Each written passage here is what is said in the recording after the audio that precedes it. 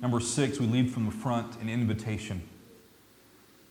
Now, I believe our church has a tremendous culture of invitation. It's how we're seeing visitors every week. We have lots of people that love our church, that are inviting their friends and family, and those things are happening on a regular basis. But I want to challenge us, because many of us are in the arenas and areas that are providing ministry to other people. And what happens when you're focused on ministry, providing ministry to others, a lot of times you don't have a lot of friends or people that either what happens, a lot of your friends and people are here already.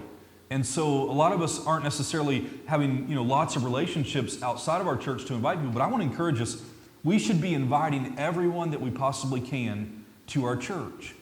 Now, you guys know I've never been big about putting any pressure on anyone as far as our church goes. I really believe in just letting our church speak for itself. But what I know is that I think we can do better in this area, because I think a lot of us are like me. We're too nonchalant about letting people know that we would love for them to be here. And many of you are already doing a great job, and I'm not talking to you if you are, but I'm talking to some of us that have just been, more low-key about it.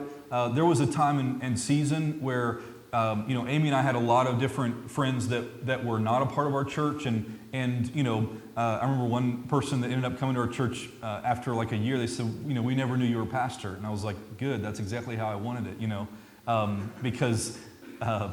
Especially when I was yelling at the refs, I didn't want you to know I was a pastor when I was doing that. But here's the thing: we chose to be friends with people, not as pastors, but just as people.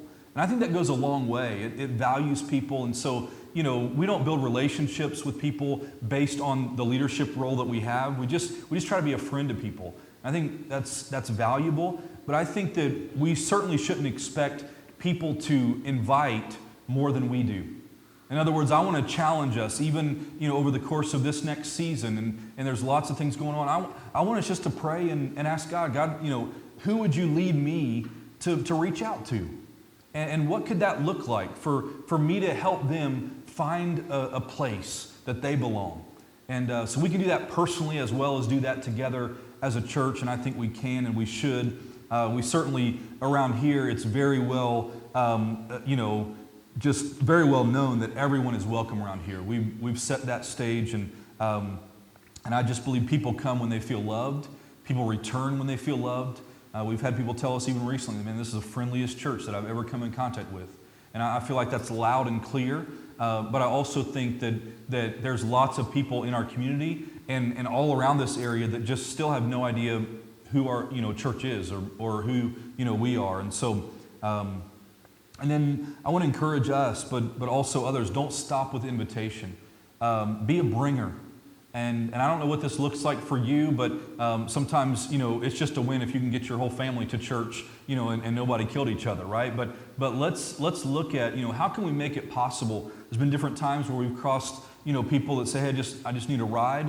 And I've told people multiple times, let us know, we will make sure you have a ride. Like I'm very willing to whatever we've got to do to make sure that people can get here.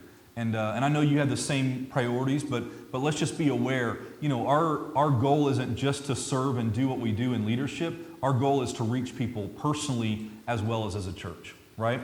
So we know God is good at changing people. We're certainly not, but when we get them connected to a life-giving, church like ours, they can see God change their lives. So